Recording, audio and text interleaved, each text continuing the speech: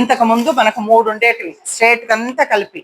అంటే స్టేట్ కంతా కలిపి మనకు 189 ఇన్స్టిట్యూషన్స్ ఉన్నాయి, 189 స్కూళ్ళు ఉన్నాయి మనవి. దాంట్లో 3 మాత్రమే ఐఐటి నీట్ కోచింగ్కి ఇచ్చేవాళ్ళు, ఐఐటికి మెడిసిన్కి కోచింగ్ ఇచ్చేవాళ్ళు. ఇప్పుడు ఈ సంవత్సరం కొత్తగా 10 చేసినారు వాటిని, అంటే ఇంకొక 7 అదనంగా పెట్టినారు.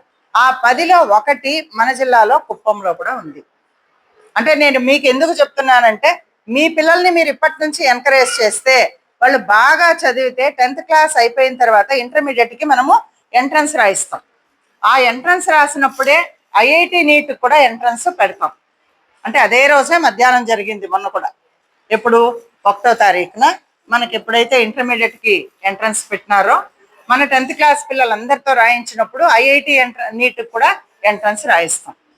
దాంట్లో సెలెక్ట్ అయిన పిల్లలు మన కుప్పంలో చేరుతారు. కుప్పంలో ఇప్పుడు ఆ నీట్కి కోచింగ్కి సపరేట్ స్టాఫ్ని వేస్తున్నారు. చాలా ఎక్స్పీరియన్స్డ్ స్టాఫ్, బాగా చెప్తున్నారు. ఇప్పుడు అదే మీరు శ్రీ చైతన్యనో లేకపోతే నారాయణలోనో ఇంకేదో ఒక కార్పొరేట్ కాలేజీలో మనం కోచింగ్ తీసుకోవాలంటే కనీసం 2 లక్షలు 3 లక్షలు మనం కట్టుకోవాలి.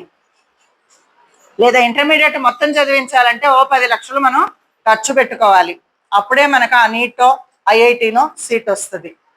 లేదా ఒక ఇంజనీరింగ్ కాలేజ్లో మంచి కాలేజీలో సీట్ రావాలంటే కూడా మనం అంత ఖర్చు పెట్టాలి. ఇప్పుడు మనకు అది ఖర్చు లేకుండా ప్రభుత్వం మనకు ఉచితంగా కోచింగ్ అన్నది ఏర్పాటు చేసింది మన జిల్లాలో. అంటే ఇప్పుడు మన జోన్కంతా కలిపి మన కుప్పంలోనే పెట్టినారు అమ్మాయిలకి. అబ్బాయిలకైతే చిన్న టేకూరు కర్నూలులో ఉంది. సో మన ఉచితంగా దాంట్లో మనం చదివించుకోవచ్చు. కాకపోతే ఆ ఐఐటి నీట్ ఎంట్రన్స్లో మన పిల్లలు సెలెక్ట్ అవ్వాలి. అంటే ఇంటర్మీడియట్కి ఏ విధంగా మనం టెస్ట్ పెడతామో అట్లనే ఐఐటి నీట్ కూడా సపరేట్గా ఓన్లీ 80 సీట్స్ కదా, కాబట్టి దానికి ఏరుకుంటారు, బాగా మెరికల్ లాంటి పిల్లల్ని ఏరుకుంటారు. సో ఈ సంవత్సరం కొత్తగా పెట్టినాం కాబట్టి, అది కూడా నవంబర్లో స్టార్ట్ చేస్తున్నారు కాబట్టి ఈసారి మనం ఎక్స్పెక్ట్ చేసిన 1, 2 వచ్చిన నెక్స్ట్ ఇయర్ నుంచి చాలా సీట్లు మనం ఐఐటిలోను నీట్లోను మనం సాధించుకోవచ్చు. అర్థమైందా? కాబట్టి ఈ అవకాశం కూడా ఉంది.